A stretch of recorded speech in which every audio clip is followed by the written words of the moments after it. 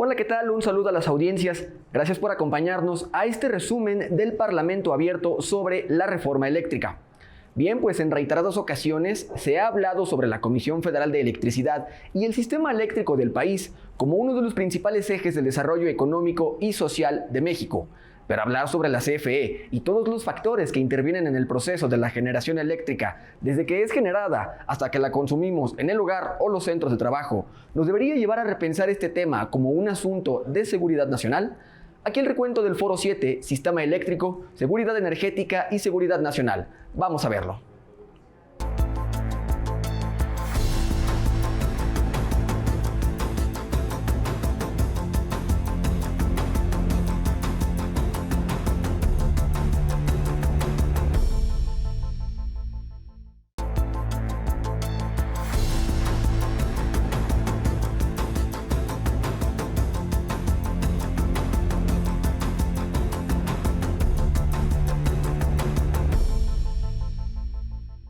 Equiparar soberanía energética a seguridad energética es el privilegio de la inflexibilidad y la renuncia a mejores oportunidades.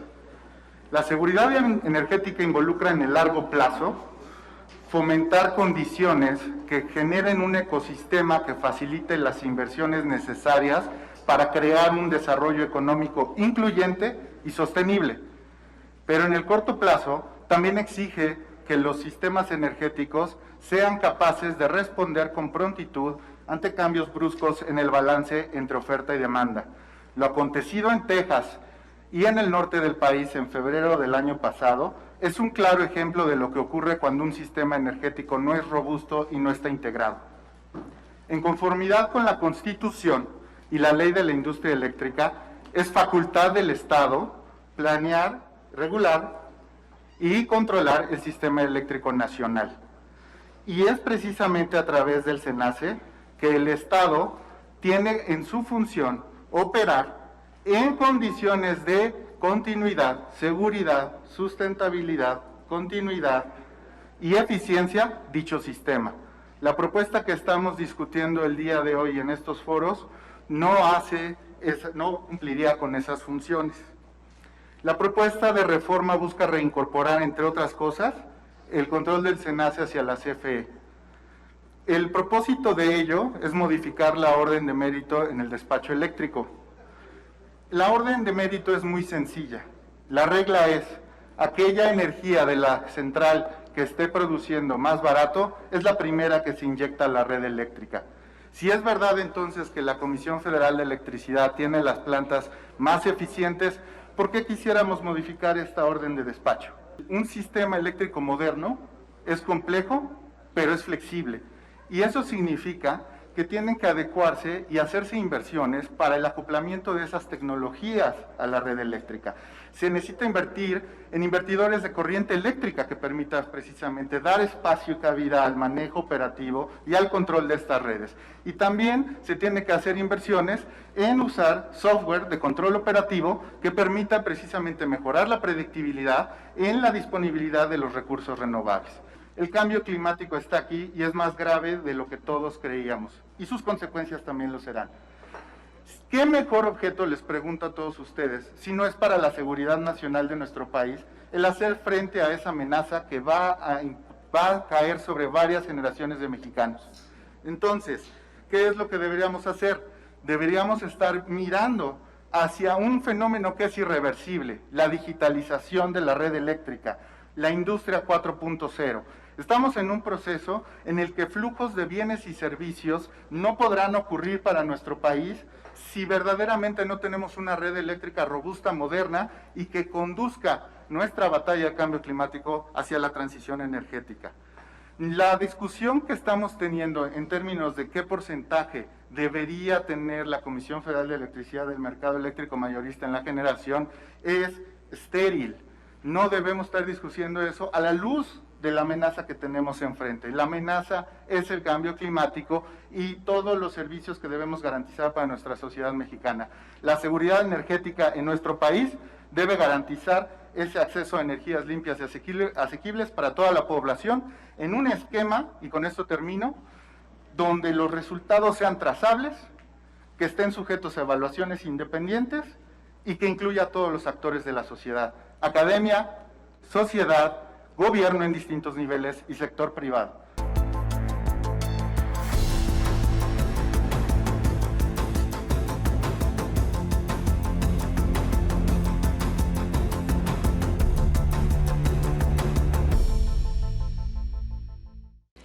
Existen riesgos y amenazas en la industria eléctrica que pueden poner en peligro la seguridad nacional. La magnitud de los actuales y su capacidad de daño físico y económico a la infraestructura y otras actividades de la industria obligarían a otorgarles la mayor importancia, incluso por arriba del objetivo de la competitividad económica. La diferencia entre la vida y la muerte puede ser justamente el acceso a la electricidad. Es claro que la seguridad de la infraestructura eléctrica, de esta infraestructura, depende la seguridad del país.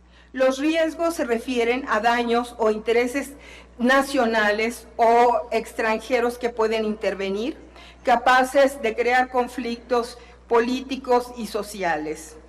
En estos riesgos quisiera muy rápidamente hablar de algunos que considero importante y que ilustran esta perspectiva. Primero, el riesgo asociado a la infraestructura que hace que el objetivo nacional de seguridad energética, que es una de las prioridades de la administración, no se cumpla. Y ello tiene que ver justamente con el desbalance que existe y que se puede profundizar entre la oferta y la demanda de energía, que tiene que ver con la gran cantidad de permisos otorgados a los privados y que justamente pues en un futuro cercano todos estos permisos van a triplicar la oferta en una demanda pues que no va a aumentar demasiado en los próximos años y que promete ser un problema económico y un riesgo de redes.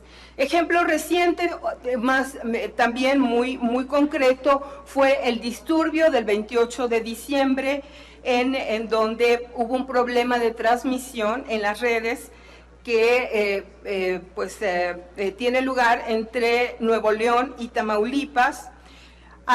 Esto debido justamente a una quema de árboles y basura, acompañado esto por el desempeño de operadores, básicamente las energías intermitentes que no respetaron el código de red y algunas operaciones erróneas incompletas.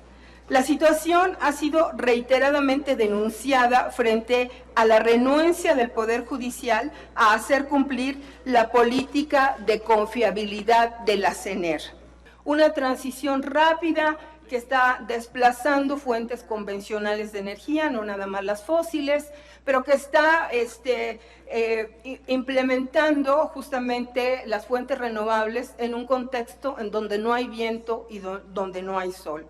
Entonces, lo que quiero destacar aquí es que la planeación es un elemento importantísimo a futuro, que difícilmente yo veo en un actor privado toda esta visión nacional, la visión aglutinada de muchos actores internacionales para organizar esta planeación que no es de unos años. Esta planeación va a requerir muchos años.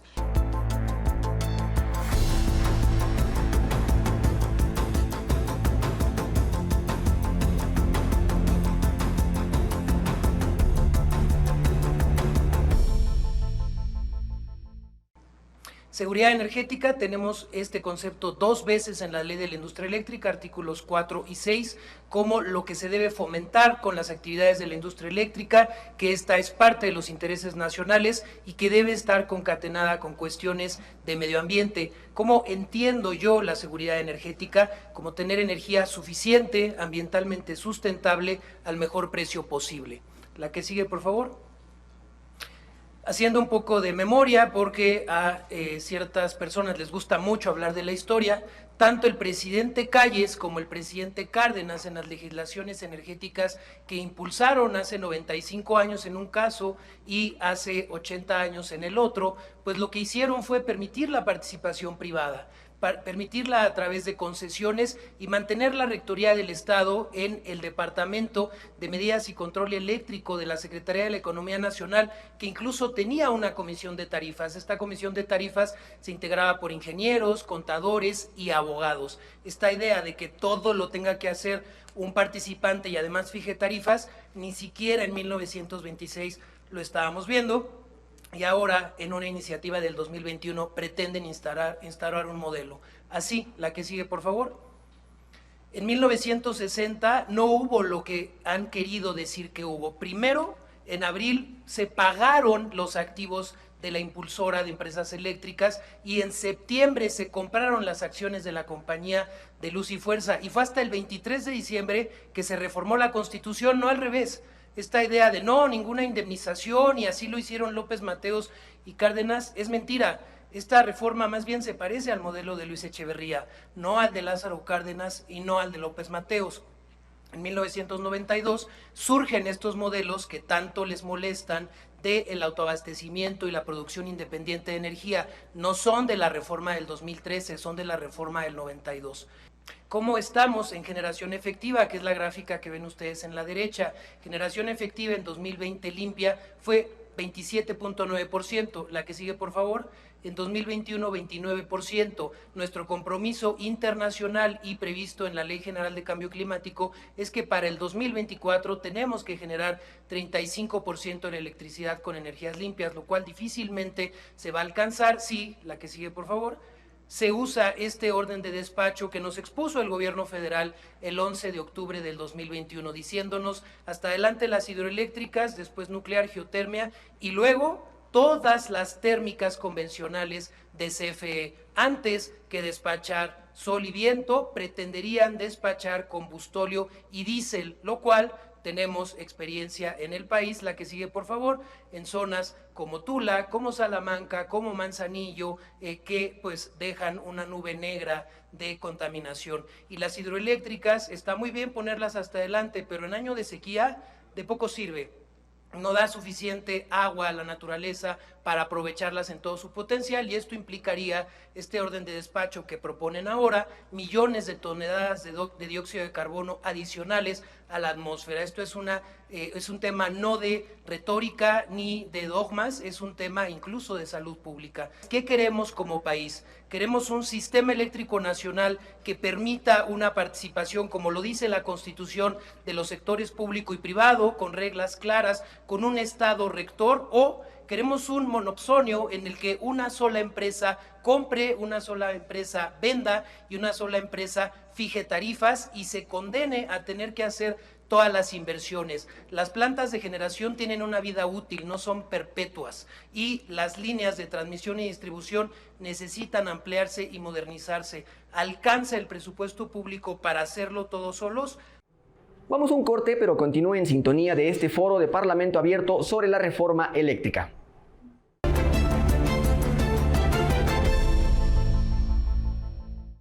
Estamos de regreso y continuamos con el debate de la reforma eléctrica.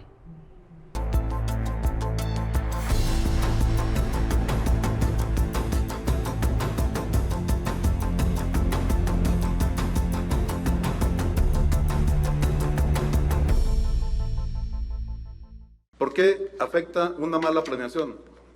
Porque si no se considera la planeación a la demanda futura, pues te afecta la confiabilidad del sistema que requiere entre un 15 y un 20% de capacidad de reserva y que hoy se ha ido afectando. La mayoría de las adiciones de generación intermitente variable, que esa es una de las grandes mentiras de los participantes en el mercado, de que la generación intermitente variable es la más económica, no es cierto.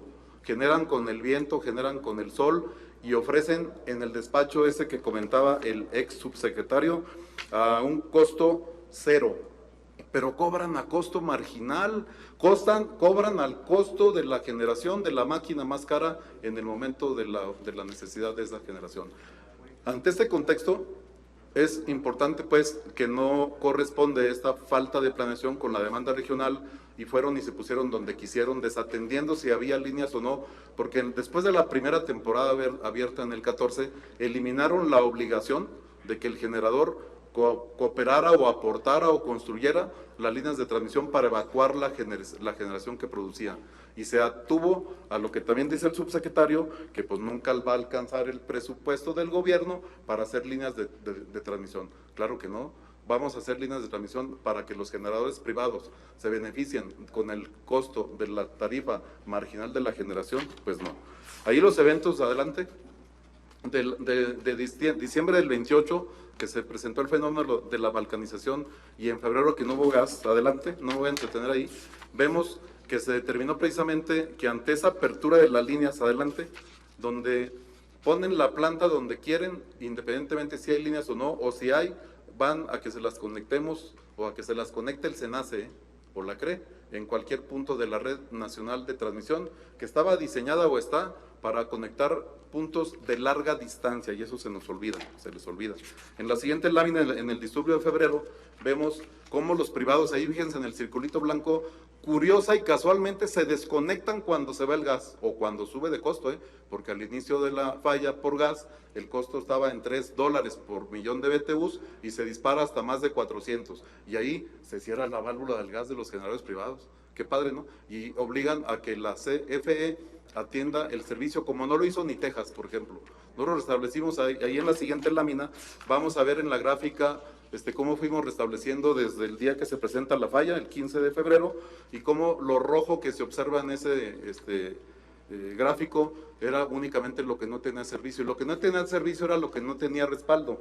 Juárez, en Chihuahua, un poquito en Coahuila, un tantito en Nuevo León, y el resto del país no teníamos problemas. Estuvimos rotando carga de diferentes partes para, por ese sistema robusto e integrado, alimentar el servicio a los 47 millones de clientes. Los de autoabasto nos estaban pidiendo que les diéramos energía, cuando se supone que son autoabasto, que no. En la siguiente lámina vemos ahí, pues entonces, que no podemos, adelante, tener la flexibilidad operativa, porque los intermitentes no aportan grado de reserva, no tienen base de generación, y si no hay sol o no hay viento, pues simple y sencillamente se van. Adelante, ahí son, adelante. Ahí vemos la capacidad de respuesta de CFE ante los disturbios, pero podemos ver también cómo la seguridad energética es muy importante para que la autosuficiencia, el abastecimiento continuo a la población garantice el derecho humano a una vida digna, pero sin trucos ni intereses que engañen en el tema de las tarifas reguladas, con el costo marginal, con la tarifa social. CFE debe de tener la participación y anuncia el 54%, porque hoy ya hay productor independiente que le entrega aproximadamente un 30% de la generación.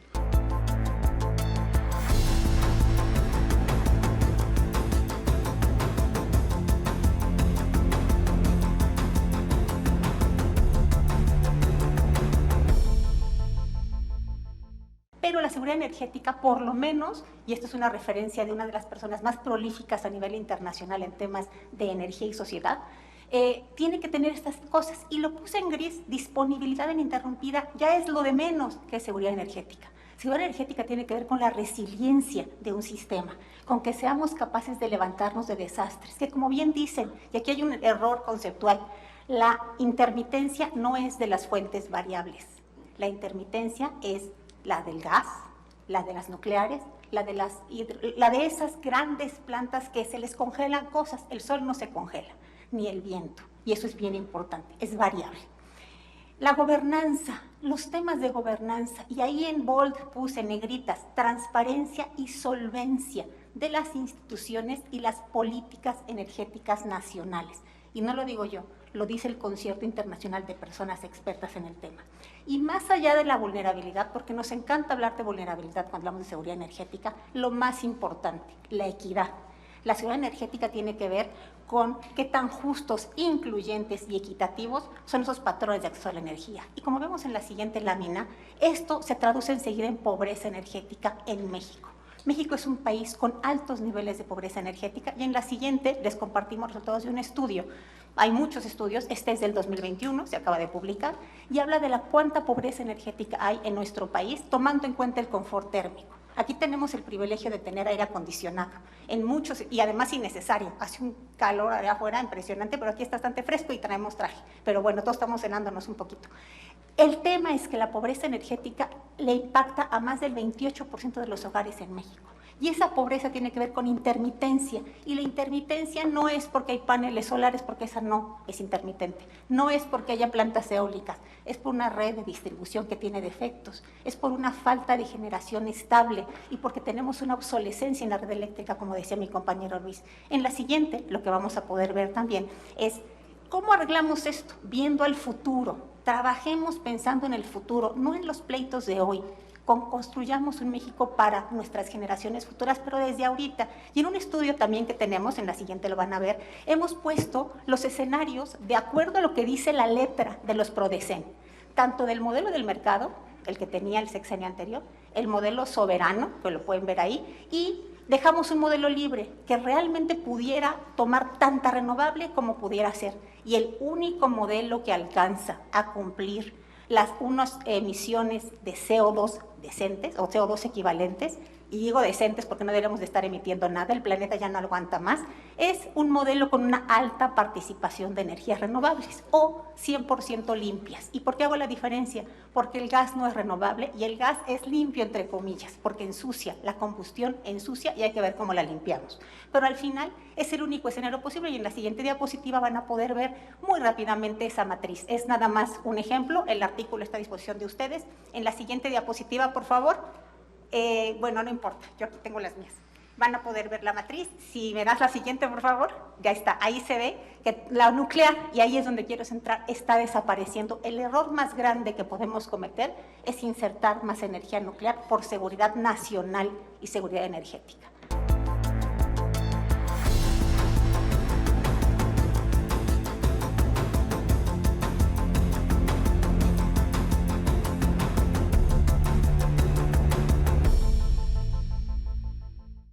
Y hay áreas que ya tienen esos nodos eléctricos, de los cuales hay 54 en el país, y solamente en estos 11 se produce el 82% de la energía intermitente. Vean ustedes Aguascalientes con un 100% de energía intermitente, al igual que Moctezuma allá en el norte con 100%, y más abajo tenemos lo que son las eólicas del sureste, también con un 98%. Adelante. Bueno, aquí se puede observar que esa falta de generación firme tienen que importarla a través de los enlaces y se hacen enlaces críticos de tal manera que para llevar generación firme del noroeste al norte, ahí donde no hay más que generación intermitente, pues se han tenido 183 casos operativos de alerta. Y así van estresando el sistema, porque se tiene que bajar a través de esos enlaces para poder darle la suficiencia de generación y el respaldo para esto. Entonces, aquí lo tenemos de esa manera. Vamos a pasar a la siguiente, por favor. También han cooperado lo que son las subastas a largo plazo. Estas subastas también se fueron incorporando al sistema donde tenía un sentido económico, más no un sentido de confiabilidad y un sentido de suministro confiable hacia los usuarios. Adelante.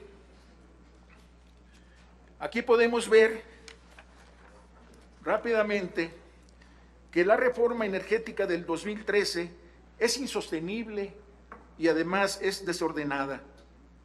Vulnera al sistema eléctrico nacional, alta concentración nodal de centrales eléctricas renovables, incremento de estados operativos de alerta, saturación regional de líneas de alta tensión, sobreoferta de capacidad por permisos otorgados sin planeación, imposición legal y regulatoria, proteger la simulación de sociedades de autoabastecimiento, permite a los PIEs tener excedentes para autoabasto y mercado, privilegia el mercado y la rentabilidad sobre la confiabilidad del CEN, diseño marginal de despacho para maximizar utilidades en los generadores privados, en fin, aquí parece que el único sistema de competencia es a ver quién gana más dinero. Entonces, por eso se requiere la aprobación de la iniciativa presidencial de reforma constitucional en materia eléctrica. Y así finalizamos este recuento del Foro 7, Sistema Eléctrico, Seguridad Energética y Seguridad Nacional. Le recordamos que a lo largo de las próximas semanas podrán seguir informándose de lo que se discute en el Parlamento Abierto sobre la reforma eléctrica a través de estos resúmenes. Gracias por acompañarnos, nos vemos hasta la próxima.